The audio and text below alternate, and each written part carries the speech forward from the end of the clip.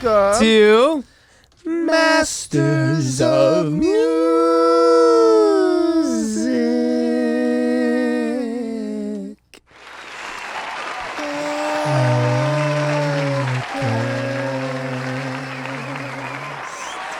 Oh, we're getting good at that. I'm Voldemort, I'm Derek. and welcome to episode 6. Episode 6. Yo, ich meine Fool. Hast du noch einen Jedi Mind Trick?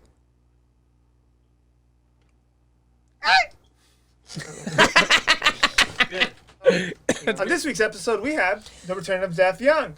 Jeff Young, the amazing guitar player. Yeah, he played with Megadeth and Badi Assad.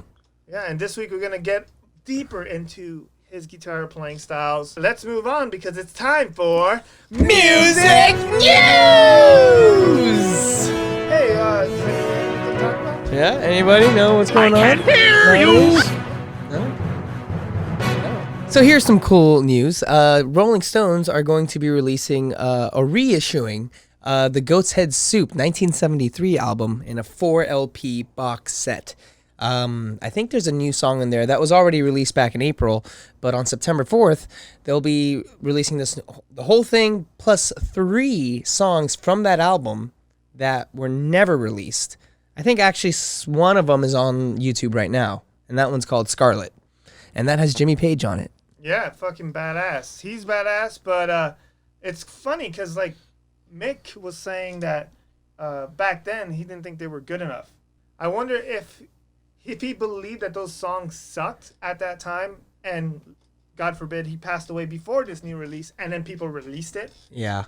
Like I don't know. Like, what do you think about people releasing songs after, like, post-mortem or whatever? Yeah, I don't know. I know. think Bowie has a couple things that he might release after Black Star, but I think that's a part of his plan. Oh. But then also this year Bowie released, but his label released reissues of Man Who Sold the World, acoustic version, never heard before. Yeah. I don't know if Bowie wanted that to be released. Yeah. Or like Prince, because Yeah, that's a big one. and as we know, Prince really doesn't like it when people put out his music, or even like things that he's done in the past. He's gone and deleted it from like YouTube, Instagram, and all of the stuff. Yeah. He would just go and delete it because he was super into his image and what he put out there. Yeah, and what he believed in, Yeah. which is so many of these streaming services they just steal, like he doesn't believe in them stealing your, or not paying the artist what he deserves for using his art. Yeah. That's why he only was on Tidal. Tidal was the only streaming service he was cool with leaving his stuff on.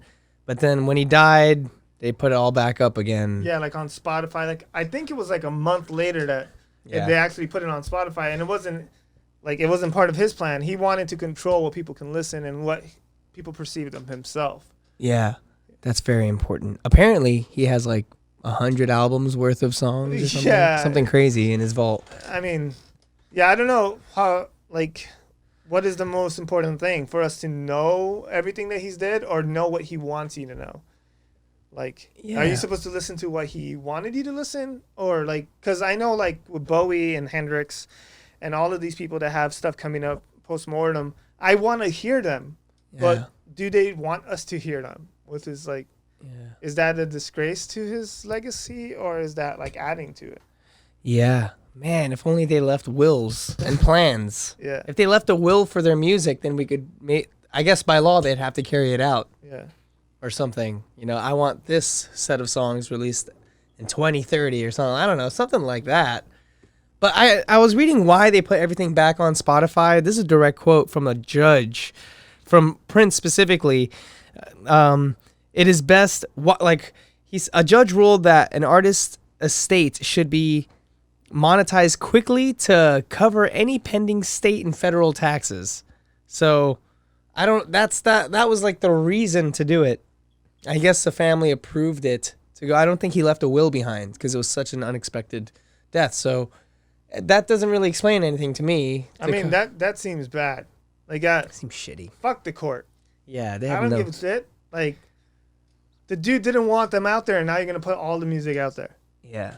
like against his wishes, just because he owes you some money. He's dead, man. Let him rest. Yeah. Fucking Christ. But he's worth like $100 to $300 million. That's what he's worth. And they want the taxes from him. But they want taxes. They have to monetize him quickly. I don't know. That sounds like bullshit. Yeah. The government is trying to milk his bones, man. And then there's the other side of it. Chris Cornell's daughter released like 2 weeks ago in August, The Patience. Have you heard that?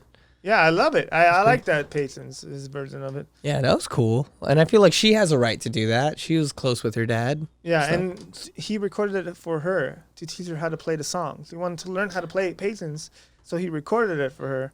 That's cool. And it's just beautiful. They just like worked on it and made it better. Like, yeah. But yeah, it's a fine line. I kind of believe like let the artist rest, but as a fan of people, I want to hear it. But as like, it's kind of messed up that we take from the dead. Yeah, I don't know what side to choose. Because I do, I want to hear it too. Yeah, I would say everybody out there that's watching this, why don't you leave a comment and let us know if this is like, what you guys think? Yeah. Because goddamn. Yeah, it's very, yeah. Yeah. Some artists, I don't want to hear anything from them, and they're still alive. So let's move on. Most artists. Because we got to get to Jeff Young!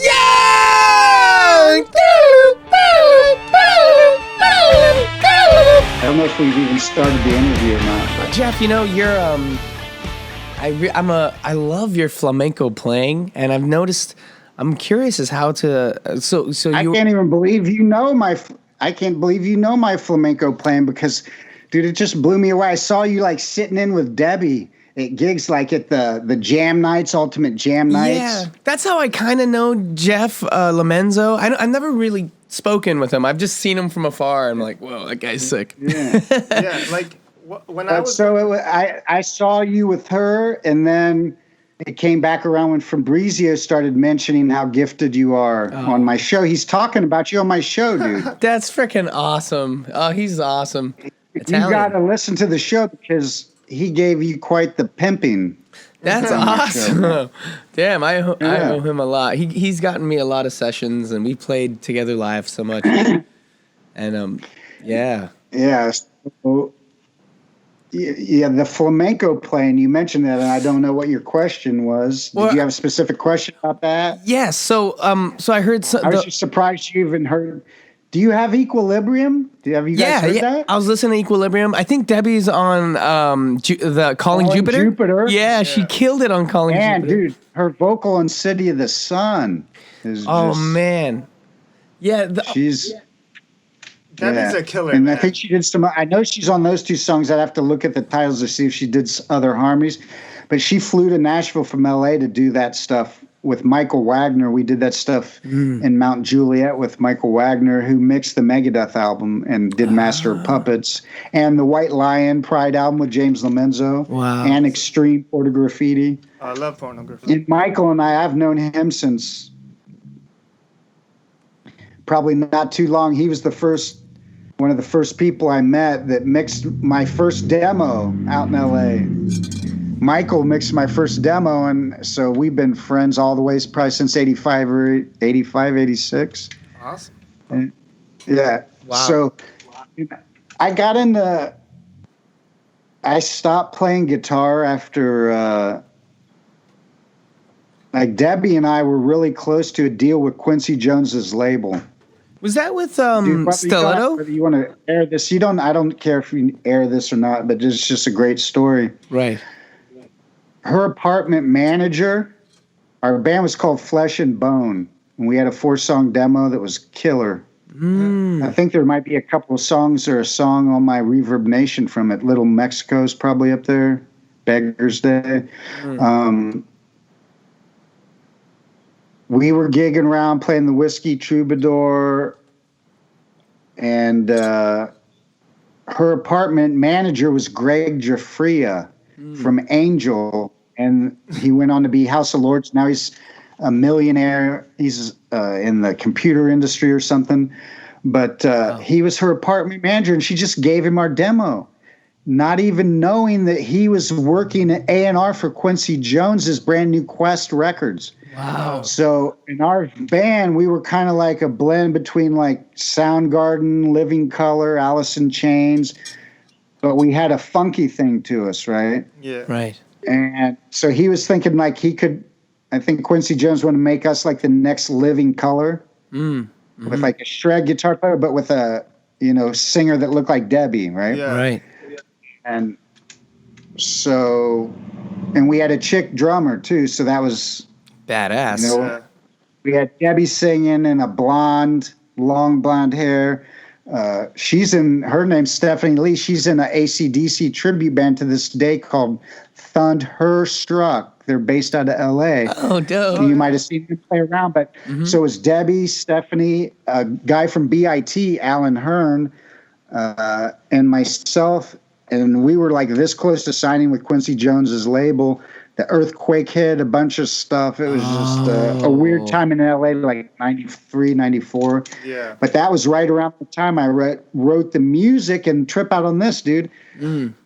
Slow Burn, I wrote right in that era, and Debbie sang on it. It used to have vocals. It was called Heaven's Eye. No. So I can't wait to blow her mind. Wow. When it's done, I haven't let her hear it, so she has no idea it's coming. So when it's finished, I'm going to send it to her and go, remember Heaven's Eye? Well, I turned it instrumental, and she's going to probably mind melt. Oh, my God. I still have a tape of her singing it. I have there was a club Lingerie on Hollywood Boulevard. We did a live video. Every band that played there got a multicam video out of the deal, and I still have that video with her doing that song. But Wow. What? so again, some songs, how long was 94, and the song's finally coming out in 2020. 26 years later. I was going to ask. Yeah, pretty much. It beats Chinese I'm democracy. very, Yeah. I think in the music business, that's the real secret of survival is patience. You got to be, Right. like in the movies, and you hear a lot of actors talk about when they go on the set, there's a lot of hurry up and wait because they're waiting for a couple hours to do their scene. They don't got no idea but what it's like being in the music business. Yeah. Right. And a couple hours, okay. I thought Equilibrium would take me 4 months to make. That's how long the Brazilian album took us. It was like 4 months. Right. It took 9 years. And 2 people had to beat cancer for that album to get finished, Debbie and me. We both are cancer survivors. So Right. you go in thinking it's going to be 4 months and 9 years later. But I think if you listen to the album and the production and the songwriting, I go for quality over quantity, and I'd rather just release a few really killer things in my lifetime than too much stuff for people to wade through. And people's attention spans are so short anymore anyway, right?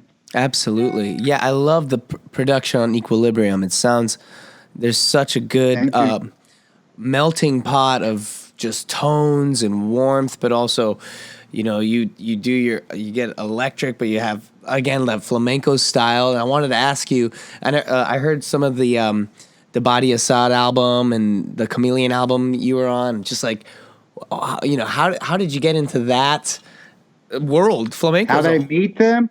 It's a cool story because right after the whole thing with Debbie and the Quest Records deal with Quincy Jones and the earthquake in Northridge blew up. Right. My dad had passed away from cancer, and my mom was left here running the family business and a little bit out of sorts. So I came back here and went to Wharton, best business college in the country, to like figure out how to save a business that was, And I was reading every business book. I stopped playing guitar for 3.5 years. Wow.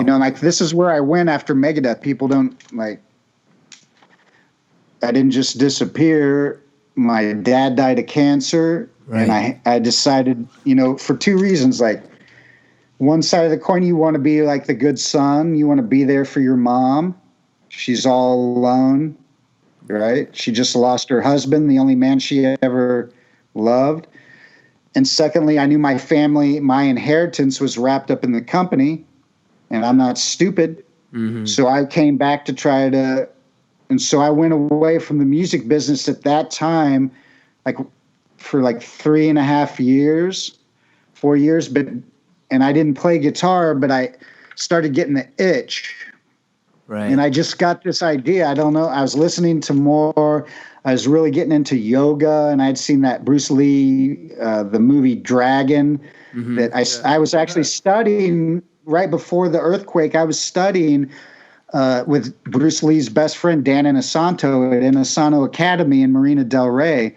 I was driving there sometimes twice a day from Burbank, which you guys know is like an hour each way, just to study Jeet Kune Do. Wow.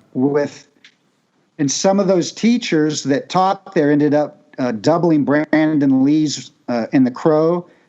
They pretended to be him. There was a guy that was really good looking, one of our teachers. This guy was a badass, man. These guys did like Muay Thai. They'd go to Thailand, and Muay Thai is the most brutal shit. Yeah, I did it for like 6 months. This guy did some of the scenes for Brandon after all that stuff happened in Dragon. And that was right, I remember, I think right around that time, right around the earthquake in Northridge 94, I saw the Bruce Lee Dragon in LA right before that happened. That started getting my wheels, because I always had kind of I'm not talking about religion, I'm talking about spirituality. Right. And Zen.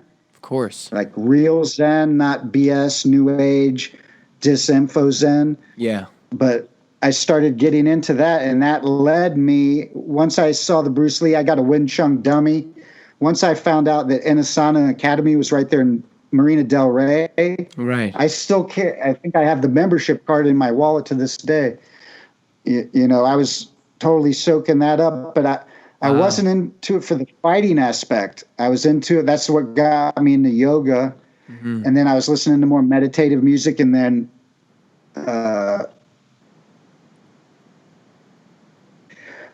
acoustic music. I was really into Michael Hedges, who's kind of like the Eddie Van Halen of acoustic guitar. He does a lot of beating and tapping and slapping on the guitar, and like almost every song is in an alternate tuning. He had a tragic death. He went off a cliff in Santa Cruz. Wow. But if you guys, do you know Michael Hedges? I'm not familiar, but this is I've heard a few things.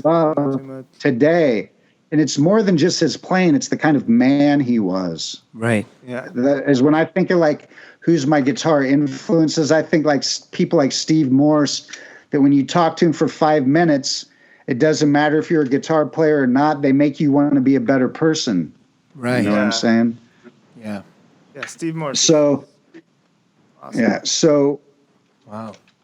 you know, I was back in Ohio, not playing guitar, but listening to acoustic, and I just got an idea. I was like, a light bulb, you know, and remember DAT tapes were just getting popular in home studios, so we could now start doing the Tascam, those 8-track things. That was what Michael Wagner, we did some of our recording on those Tascam 8 tracks, and you'd buy 2 of them and you'd have 16 tracks, and you just keep buying more and stack them.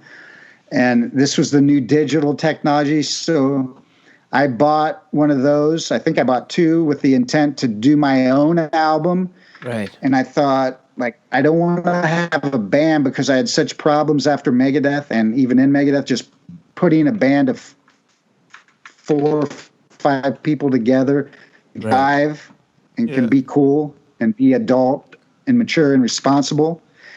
So I got this vision that I was getting into, like, you know, and there's a lot of nature around here. So I was going to do something kind of like Michael Hedges, or even Craig Chiquiko from Jefferson Starship, who played on Jane and all their big. Wow. He's been for the past 20 years doing, like, I don't want to call it new age, acoustic, jazzy. I mean, just look up Craig Chiquiko's, all his acoustic stuff. So I was looking at Leo Kottke. I was looking at all these acoustic players and like thinking how I could do music more autonomous, more just me beating on the guitar. Right. Like Michael Hedges as the drum, like just beat on the guitar and loop it. I was already thinking about looping back then and being a one-man band. And oddly enough, I read an article in Acoustic Guitar Magazine Funny how the guitar magazines, remember the one had the GIT article? Yeah. Yeah. This was now Acoustic Guitar Magazine. They were doing a series like over 4-6 months of different luthiers, different guitar builders, and their approaches and their philosophies. And I was reading every month, and the one month they did a story on Thomas Humphrey. Oh yeah. This guy was an eccentric. He's passed away, but he was an eccentric, eclectic, visionary of guitar building. He actually has made some of the only innovations in the design of the classical acoustic guitar in the last 150 years, because the acoustic guitar is a parlor instrument. It's not made to be played in a big room like this or a theater or an arena. It's a small instrument. Like if you play next to a violin, a teeny violin will crush the volume of a classical guitar. Right. It can't. This guitar that he was talking about in this column, the Millennium. If anyone wants to Google the history of the Thomas Humphrey Millennium classical guitar, it came to him in a dream. He incorporated the idea, kind of like the shape of a heart. He elevated the fretboard. He elevated the fretboard because with no cutaway, the classical guitarists can't get up here to play the higher notes in these classical pieces. But he figured out by elevating the fretboard and bringing it up, you got to kind of Google it and look at what it looks like. Yeah. And the way every guitar is braced, guitar players and pedestrians, just a quick guitar building lesson. There's like bracing inside of this that gives the top its stability so it doesn't just cave in. Yeah, over the years, I mean, the guitar, the flamenco I'm playing on, Equilibrium, is older than me. It was built in 1955. Wow. It had pegs, no tuning machines, just wooden pegs like a viola that you have to push in. Which is the best. For me, you have to have that for a flamenco guitar. Oh, wow. To sound like a flamenco, you can't have tuning pegs. Kills the resonance, all this metal of a flamenco guitar. But so he had all these different concepts and talked about it in this column. And the cut to the chase, I instantly said, I got to have this guitar. Yeah. I'm here. I'm just going to do this acoustic project. I got a Taylor endorsement, so I had a Taylor 914C, but I wanted a classical. I wanted to blend steel string, nylon string, 12 string. Yeah. This was the whole vision. Beating on the guitar, shakers, just whatever I could do to make it more organic, like I was making the instruments other than like synthesizers and technology. And what was so weird and coincidental, and you know how they do this in the magazines and especially in guitar magazines, they'll have a column on your favorite player and it's 6 pages long, and on one page in there, there's a full page ad for the guitar company that they use or the amp company or strings. Yeah. Within this article, there was a full page ad for D'Addario strings, and they were using Thomas Humphrey, this guitar builder, as the subject of this ad. And the ad, it was a full page ad with a Polaroid picture, like a full size. So that means the picture is this big. It's him in his workshop holding up his guitar. He's like, and his daughter's sitting on the workbench behind him. He's got all his tools and his workbench and a sloppy guitar shop. And there was a business card at the bottom, his business card. So I took a magnifying glass and I got his phone number. Wow. And I called him and I said, I got to have this guitar. He said, well, the bad news is it's a year wait at least, because my wife, who's Brazilian, and I make these by hand, and it's $7,000, I think it was. And at the time, I had money because I was working at the family business, and I had some inheritance from my dad's passing. So, okay, I'm ordering the guitar.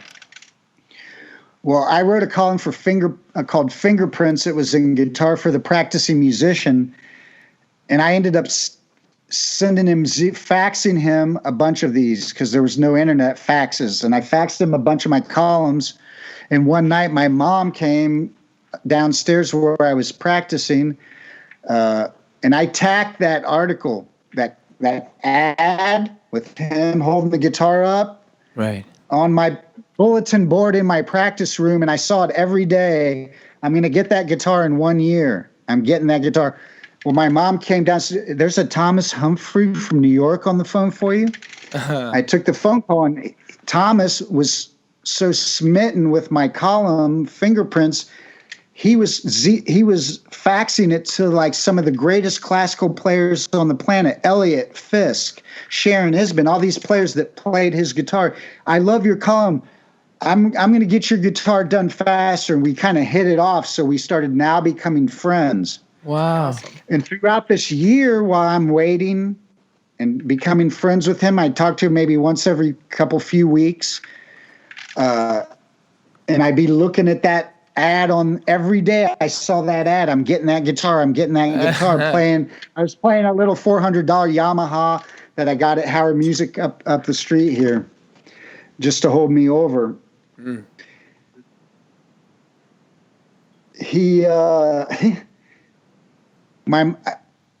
One day I finally realized, I'm looking at that picture and I'm practicing. I'm staring at that Polaroid.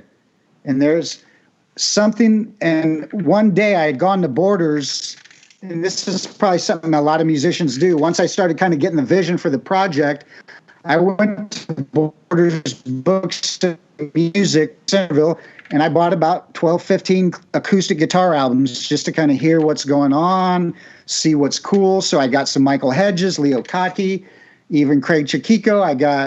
And then I picked up this one CD, and at the time, I read the CD, Badi Assad, Badiassad, mm-hmm. And it was this beautiful Brazilian female guitar player who all I knew about her up to that point of picking that up was that she had an ad for Takamine guitars that I kept seeing where she was in a hang glider holding her guitar. It was kind of a goofy ad, really.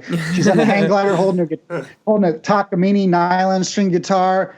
And it had the ad for her album Rhythms, and her album Rhythms had just been voted Guitar Player Magazine Reader's Poll Best Classical Album of the Year that year. And I remember that it even read not classical music, but played on a classical guitar close enough. And the readers voted this album, and that was cool. And out of I picked up that album, I turned it over and looked at the back, and I literally... The only thing that hit like a ticker tape across I could be with this girl. I wasn't like a physical thing or a romantic. Right. I don't know why that sentence went through my head. Mm-hmm. So I bought all the albums and I went home. I was just listening. And of all the albums, that Badi Assad album, mm-hmm. At the time I was calling her Badi Assad, mm-hmm. That was my favorite. Why?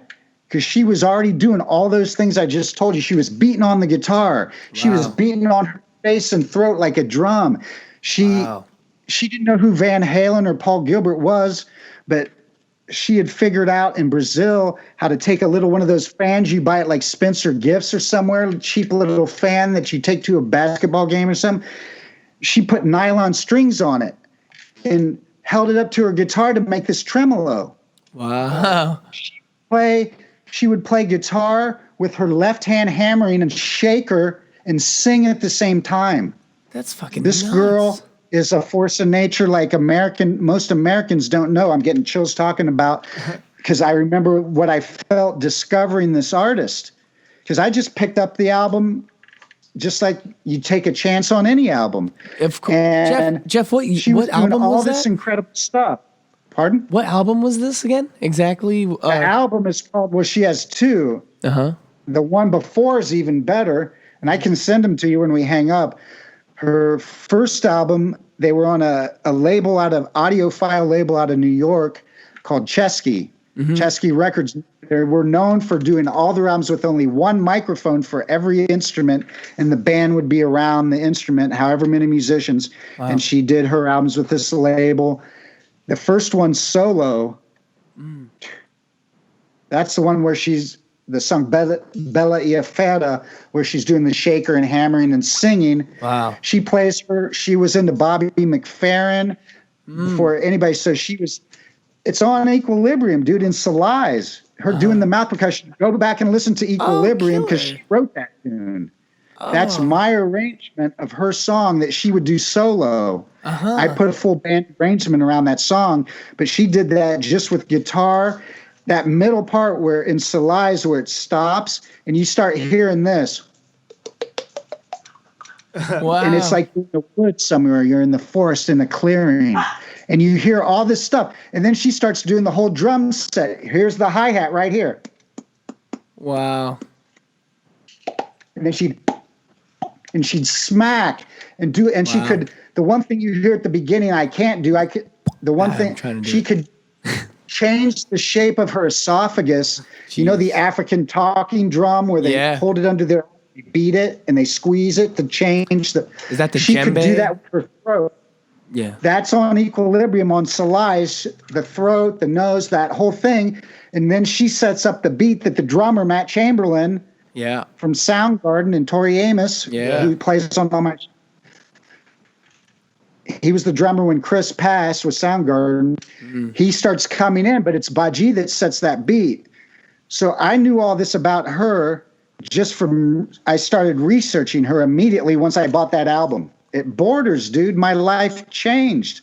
Walking into a Borders. Now get this. This is where the story, it's magic, man. It's destiny happens in music, just like it did with how I got the Megadeth gig, which we didn't talk about, but it's just mind-blowing. And just think of the fact it's like something can be right in front of your face for 6 months and you don't notice it because we're so busy, we're not paying attention, we're focused on the wrong stuff. Right. One day I was sitting there in my little practice closet looking at that picture, and I finally noticed something that had eluded me all those months.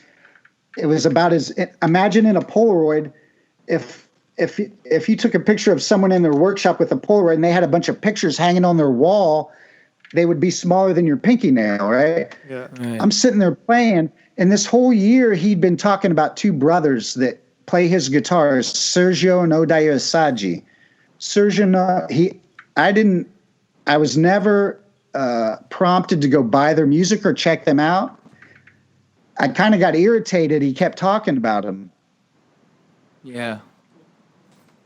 That one day, but I finally one day was playing and I looked and I saw a small picture on the wall in the back above his workbench of two guys with beards.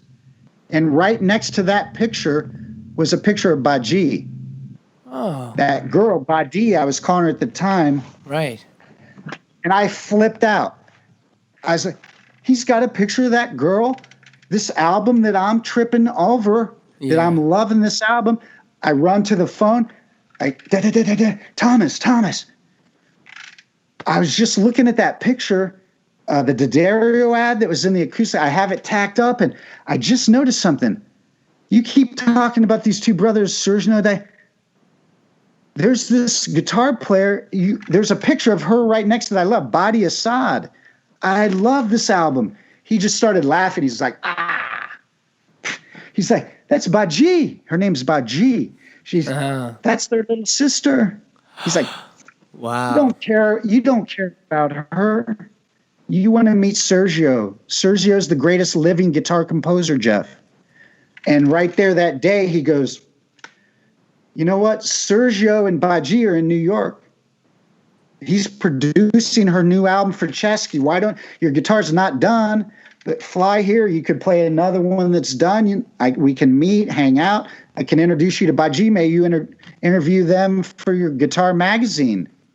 Wow. And I did the article for us. So, dude, I was on a plane to New York faster than he was, almost not done finishing his sentence. Wow. Because I was crazy about this, and I was diving into Brazilian music. It's just something about Brazilian music and world. I was getting into African music. I was buying all the Peter Gabriel from Genesis. Right. Has that record label, Real World Records. Right. And he discovered Nusrat Fateh Ali Khan, who's Jeff Buckley's biggest influence. Oh, That's why Jeff Buckley does all that weird scale singing, because he loves Nusrat Fateh Ali Khan, who's the guy singing with Eddie Vedder the duets in Dead Man Walking, the movie with Susan Sarandon Oh yeah. and Sean Penn. Yeah. Remember that movie that won an award?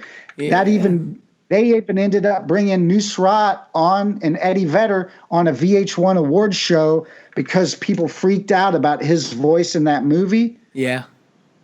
Sean Lane and Jeff Buckley are the two people that come to mind most influenced by Nusrat Fateh Ali Khan. Wow. So I was all into this music.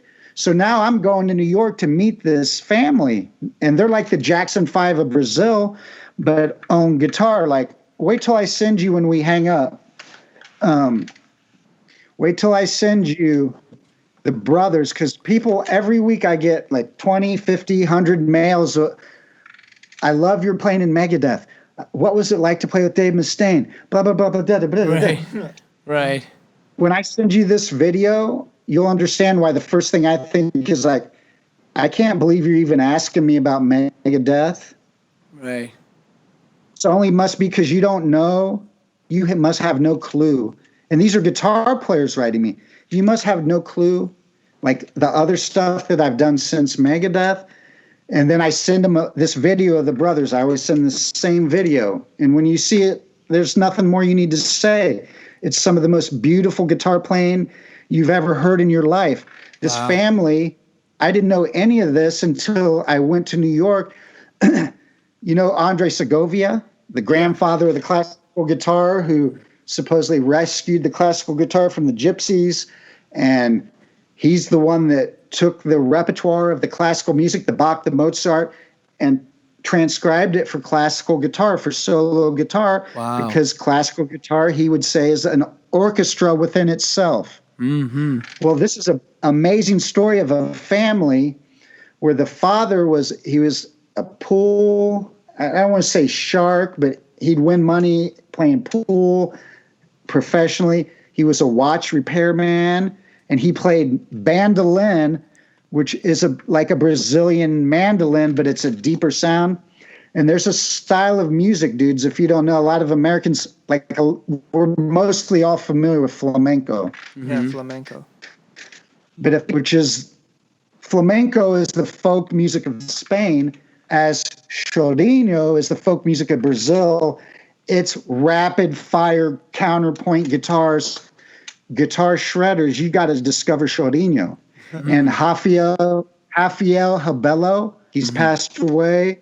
The greatest Brazilian guitar player ever, probably. Wow. Solo guitar player, is a great one to listen to, the brothers. But this style of chorinho is based around the bandolin and a nylon string guitar, and maybe a pandeiro, which is like a tambourine, but deeper. It's with a cowhide, and in Brazil they play a tambourine, make it sound like a whole drum set. Yeah. Wow. There's a whole thing. One of the players on my album is the specialty. That's his specialty. Sting even got him to play on one of his albums because this guy is just out of hand. Wow. You see a guy, he's hitting a tambourine and you're hearing a drum set. But this father, so he needed someone to play with him. So he teaches his two sons how to play chorinho when they're young children, like 7, 8 years old. By the time they're like 9 and 10, they're on the equivalent of Ed Sullivan in Brazil, right? And they've gone on. He moved the whole family from São João de Boa Vista, which is a beautiful country. There's like 100 waterfalls. When I would go to her home, we would go hiking to a different waterfall, 2, 3, 5 in one day. Wow. Eating fruits that we don't know about in America. Acai, which is popular now. I was plucking it off the trees in like the late mid 90s living in Brazil. I lived in Brazil for 4 years. Right. Oh. So it's like a different world. And he moved the family from São Paulo to Rio de Janeiro to study with one of Segovia's proteges. So these brothers are trained like direct descendants, second generation from Segovia. Right. They are now... Anyone in the classical guitar, if you ask any of the best classical guitarists out there, LA Guitar Quartet, who the brothers have done arrangements for. Sergio is probably one of the greatest guitar arrangers of all time. Right. Let's put it this way, Yo-Yo Ma, the cellist, the Grammy, the Asian cellist. Mm-hmm. He's the most famous cellist on the planet. Right. He did an album called Brazil. It was, how they'll do a Bach album, they'll do this album, a gypsy music album. He did a Brazilian album. He could have anyone in the world to arrange this album. Who did he get? He got Sergio Assad, and then he got the brothers to go out on tour with them. And I think the album they did at the Hollywood Bowl with Yo-Yo Ma won a Grammy on Yo-Yo Ma's album, and Sergio ended up writing a song, or at least doing an arrangement on Yo-Yo Ma's Brazil album. They're on that album. They're known to everyone as the greatest classical guitar duo in history. And I met this girl by accident because I had a page out of a guitar magazine hanging on my wall. And just because I had never played that guitar, like, that just shows you don't need to actually play an instrument for it to be amazing.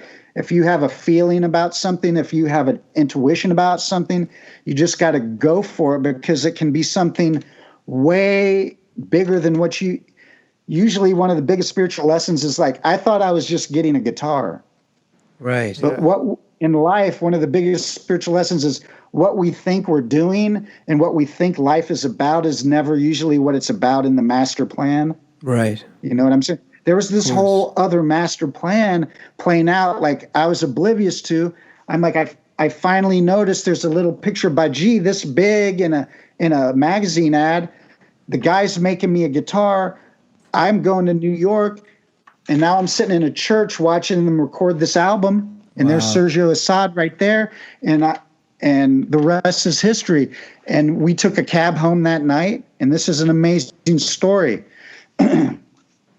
We took a cab home in Baji's hotel where she was staying with friends. We dropped her first, so that left me in a cab alone with this dude I don't know, this Brazilian genius, Sergio Assad, and he's complaining because Baji was about to sign a record deal with Sony Brazil, and it was for an insane amount of money, non-recoupable. Like this whole recoupable shit in America, it's not like that in other countries, man. You don't got to pay back.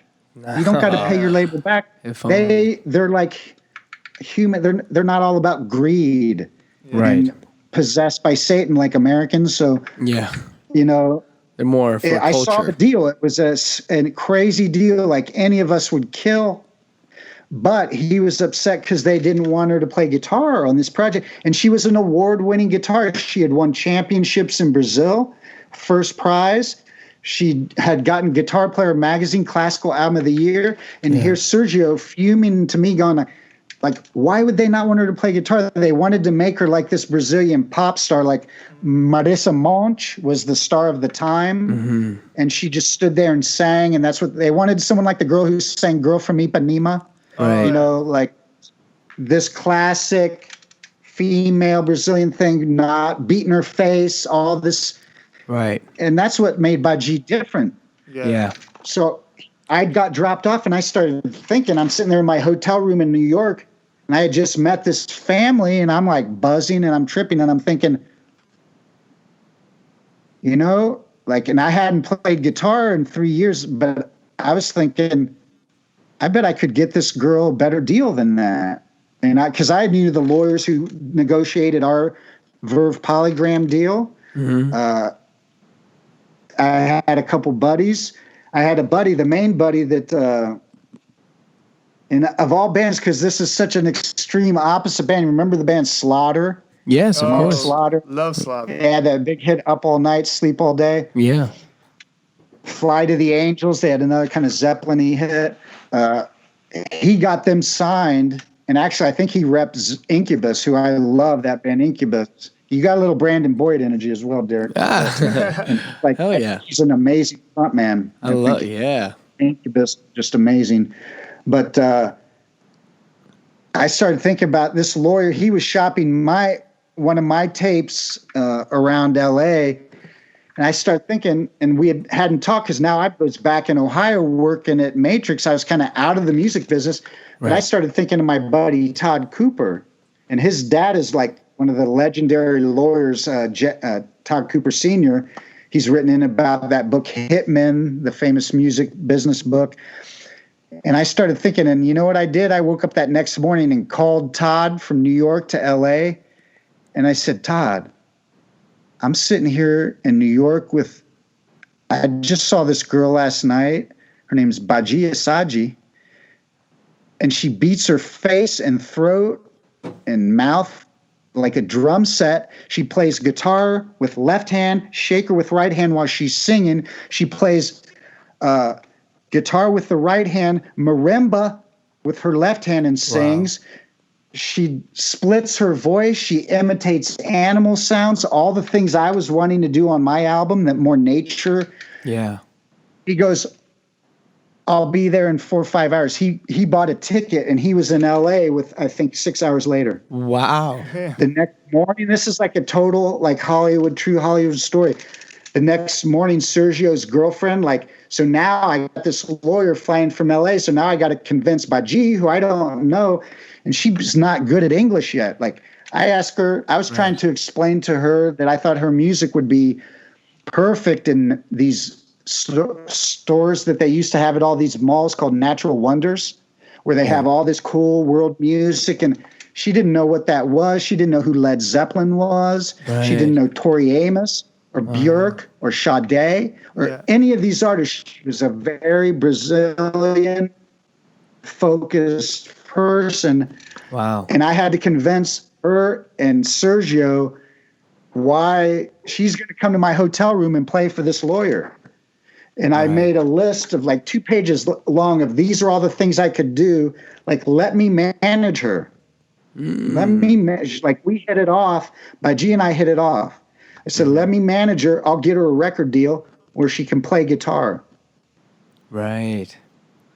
She came in with Sergio's girlfriend. Sergio didn't even come. Sergio's girlfriend came in and she was all, and Badi sat down there and played and beat her face and did all the stuff that she does. And the dude's like, I'll get you guys a record deal. And we ended up with a deal with the biggest label at the time was Polygram. It was the biggest label in the world, which is Polygram. That means you got Island Records, which is Chris Blackwell. That's U2, Melissa Etheridge, Bob Marley catalog. Yeah. Wow. A&M Records, Janet Jackson Extreme, Herb Albert's label. Wow. You got all the subsidiaries of Polygram, including Verve, right? And so we ended up with, and the reason we took Verve, Google the history of that label. It's the most legendary jazz. You've got Billie Holiday. Right. You've got the Joe Beam, who invented the bossa nova, who wrote Girl from Ipanema. His catalog is on Verve. Diana Krall, all the great jazz people are on Verve. Yeah. So we were all over that. That's awesome. So, and it took 3 gigs in LA. We did the Baked Potato, I think was the gig. And then Lee Ritenour, who was tied in with the guitar player, who was tied in with Verve, came out and saw us play. The funniest place, I don't know if you guys were out there, remember, it was in Studio City. Oh, yeah, it's down the still out street, kind of down the street from where Guitar Center used to be. Sherman Oaks. It was Sherman Oaks. It was a club called Amazon. Oh. The ceiling was like the sky. They had it was like Brazil inside. It was Sylvester Stallone's brother, Frank Stallone's restaurant. Oh, cool. And the only reason I booked her there is because it looked like Brazil inside. They had Sugarloaf was the stage. They had a fake sugar paper mache or whatever. And then you played on top of that, the stars, fish aquariums, the whole thing was a Brazilian theme. Right. We played the 2 gigs. We played 1 gig at the Baked Potato, and we got a write-up in the LA Times. It said, guitar in hand, Badi Assad redefined solo guitar performance. Wow. So what do you think the next 2 gigs in LA were like? So people were saying, cancel that gig, man. Don't even play that gig. They don't pay the bands well. They treat you like shit. That place is a shithole. But we didn't cancel the gig, and that was the gig that got us signed. Wow. So it's this, you know what I'm saying? Like, look at all the stories I've told you of how things are always like bigger than what you're seeing. Like, we see this much, but if you trust the universe, there's a whole bigger scenario playing out for us on our behalf, Right. sponsored by, you know, our angels, Right. Yeah. God, you want to call it. Wow. That is So so. now I've met this girl. We got signed. She'd never written a song in her life. Like, all of her first 3 albums were critically acclaimed. And they sold probably like 5,000, 8,000 each. But had got, you know, the Guitar Player Best Album of the Year in Reader's Poll. But she was petrified to write because Sergio, she had always trust, her albums were reimaginings or covers of Brazilian songs with Sergio's brilliant arrangement style. Right. So she was very insecure. And I go, there's only 2 places you can make money in this business: songwriting and merch, and branding, which is part of merch. Yeah. Those are the 2 places. Even touring, it's the merch on touring where you're making the money. Yeah. Even in Megadeth, we were losing money on tour. Mustaine was putting his publishing money in to sustain us, even though we had a top 20 Billboard, you know, first thrash album to crack the Billboard pop charts. Yeah. So I convinced her we got to write. So we spent time and we wrote what became Chameleon. We moved out to Brentwood, back out. I moved out to LA to Brentwood.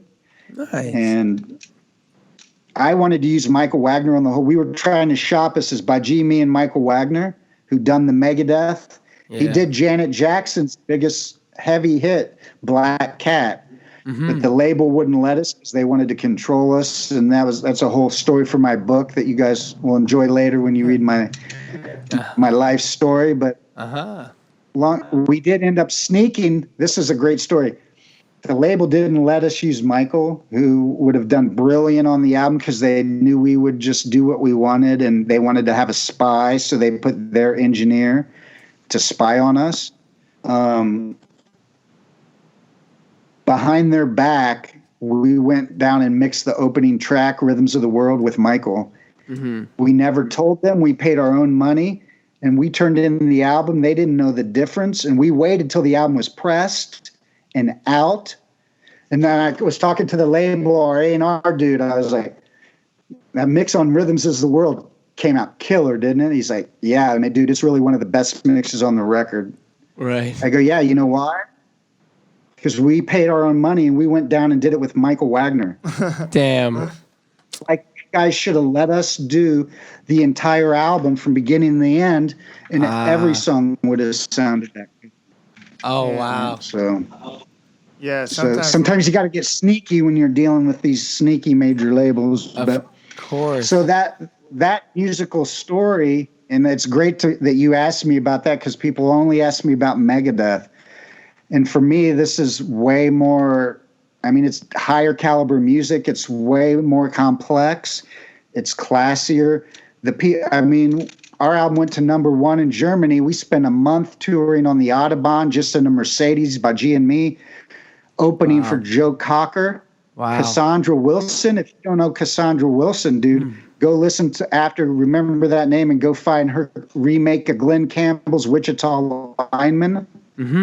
She's got this, you know how all the chick singers are always singing high and scatty, and Christina Aguilera, and always got to show off. This girl's like a deep, not a baritone, alto. You never heard someone like Cassandra Wilson. Wow. People, everyone check out that Wichita Lineman cover. So we're playing Caetano Veloso. We got to open for him in Italy, who's one of the Brazilian legends. David Byrne from Talking Heads, all his moves, he ripped off Caetano Veloso. And I didn't realize till that night when I watched, after we opened for him, I watched his show and I go, because David Byrne has a world music label through Lou Akabob is his label. All those moves that are so idiosyncratic came from Caetano Veloso, and he idolizes him. I finally put that together. But I mean, we got to tour Australia, New Zealand, Philippines, just playing these amazing festivals. One amazing festival, because I'm a huge George Benson fan, as you see. Imagine this. Have you heard of the North Sea? It used to be called the North Sea Jazz Festival, but now they have so many different styles of music. They got rid of the jazz thing because it's kind of a misnomer for what it's in The Hague, which is outside Amsterdam, right, in Holland. Imagine a venue that's like a giant mall, but instead of stores, it's all venues of different sizes, venues from a 50, 100-seat room to a room that's like an arena. Oh, geez. And over this weekend, everyone from Europe descends on The Hague, and they have this festival called the North Sea Festival. Here's the artists that we got to catch. And you don't have time to catch. They give you a schedule. So from morning till night, in every one of these rooms of 100 different rooms or however many there are, is a killer artist. We got to see George Benson, Diana Krall, Earth, Wind, and Fire in the arena. Yeah. Scott Henderson, who was one of my teachers at GIT, now he was doing a blues trip. Got to see the Scott Henderson blues experience. Plus, we stumble into a room here, discover this amazing band from Belgium, like with an accordion player, a cellist, and a female singer that they're called Daau, D-A-A-U, on Sony Classical. They blew our mind, like with the most crazy shit we'd seen all weekend. And we were like, and that's how, we took influences for our music and how all these bands you discover touring that most of the world never even hears about. Right. And such a trip. So that experience, and then not just to do the world music and kind of classical, but we got to cross over, and somehow, as a miracle, we got to tour on Lilith Fair with Sarah McLachlan, Sheryl Crow, The Pretenders, Dixie Chicks. Sharing a trailer with Christina Aguilera was right when Genie in a Bottle just dropped. Bam. I got a great story about Christina for my book. But we were playing on the same village stage on Lilith Fair with Christina, and that was amazing. Wow. And we ended up getting to play Farm Aid 2000. I got to hang on Willie Nelson's bus. I was hanging after we played. We had nothing to do. And it was Willie Nelson's manager who got us on the gig. So there's this Brazilian band playing on a bill with Willie Nelson, John Mellencamp, Neil Young, Travis Tritt, Bare Naked Ladies. What were we even doing there? Wow. Yeah. That's insane. It was so surreal. And it's on YouTube on Baji's channel. I think she has. And guess who I got to play bass for us that day on Farm Aid? And that was 2.5 million people on country music television, plus the festival crowd. I had Billy Sheehan. Oh, the man. Yeah. There he is. Yeah. We rehearsed one day and did that Farm Aid thing. So Billy could pull it off. For me, that's been like such a rich musical experience. I'm glad you asked me about it. And it was just, to go from metal, it's probably weird, but I just have always loved world music. And I love African music, Brazilian, Australian music, from New Zealand, the Maori Indians. There's amazing music from New Zealand that we discovered. And I like Björk. I love her. Absolutely. Americans call her Björk. But she's such an amazing and from Iceland, and just studying. I think that's where like when people say rock and roll's dead, I'll throw Slow Burn on the desk tumor in the. Yeah. I think that's a bunch of BS. People with lack of creativity and no imagination, because new music can come from combining different genres, combining jazz with flamenco or classical, like Yngwie did.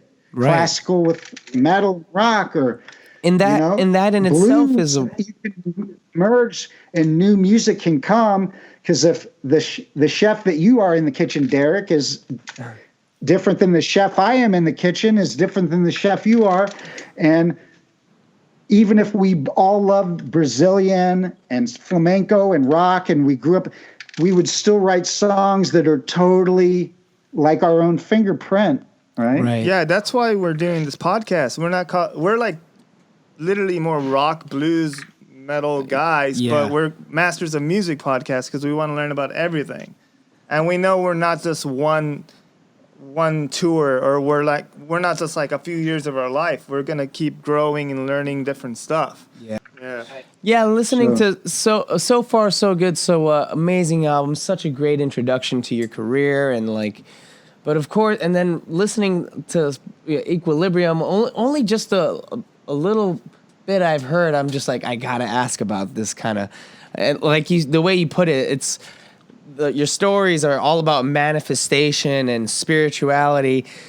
When you touch on these other cultural sides of music, and it's insane, and it's like when you start touching on that side, it's like, whoa, this is where shit gets like real, and it gets spiritual. Dude, and it gets music, all the stuff I'm saying is only because music is spiritual. right. And the reason that I do yoga isn't because I'm trying to be like some hippie frankincense smelling. It's because if you sit around playing guitar 14 hours a day, Yeah. Right. it's going to take a toll on your body, and you got to do something to counterbalance. Right. That's why I called my album Equilibrium, because part of what I've learned is that everything is, we got to seek to find that balance. We may never get it. And even if we get it, it can be upset with the slightest thing. But, I do yoga to counterbalance that and all the other stuff. I eat right. I stopped eating fast foods in '84 when I was going to GIT. That's the way. That's the way to do it. Just everything that you do when you're a musician, it's a way of life. Yeah. So everything you're doing is only, if you're doing it the right way, it's a really selfless thing, because you're trying to be an empty vessel, an open vessel for songs to just drop in your noodle. Yeah. These ideas. So something like as different as Slow Burn, Right. which, like, what do you get?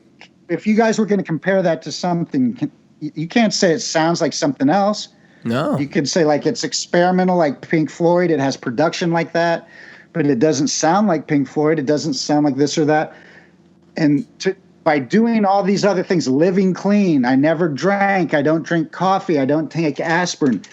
All these things are, I got into cycling after my cancer because Lance Armstrong's doctor, we had the same cancer, same doctor. Wow. So I got into cycling as rehab. Everything that you're doing is to be an open vessel for A, the idea is to come through you as a composer, and B, so when you step up on stage, you can be open, right? Yeah. And you're not, we've all Present. seen what it's like when the performer who's inebriated gets up on stage, and I don't think it's fair to the audience. It's not Absolutely. fun for anyone. The performer's not really having fun. They're obliterated. They're not going to remember it. The audience is going to leave, and they're sure not going to remember that show for anything good. So I've just tried to, and that's why my time in Megadeth was short, because I wasn't vibing with the drugs and the toxicity in that situation. Right. And it's like, at that point, you're on MTV every day, and you're riding in limos, and, you've got girls throwing it at you like Frisbees, but you're going to fame at what cost? And it's not worth that. So I wish I could have done that Rust in Peace album with them, because we were already rehearsing on sound checks. We were rehearsing Holy War's Punishment Due and Polaris, and I think one of the other tunes that ended up on that album. And if I would have been able to do that Rust in Peace, it would have been perfect. Then I could have gone, but it was just too toxic at that time. Right. Yeah. For me. So, but, and being here at the studio, and it's just like I told you at the beginning, that's the best thing, is having the ability to just relax here. Lets me play my best when it's in a track, as opposed to I'm walking into Electric Ladyland, and I'm like tripping out, looking around because Hendrix recorded here, and I'm not relaxed. I'm not comfortable. You're on the clock, and you got to get this all right now. You got to get it, and you're out of here. Damn, that was awesome. Thank you, Jeff Young. Man, you always rock, even when you flamenco. Yeah, and don't forget, everyone, Slow Burn is out everywhere now, still today. Yeah, go get it. Right away. Right now. You guys got it? Okay, Cool, good. thank you. Awesome. And next week we got another badass episode, so Yes. stick around and thanks for being on our show. Bye.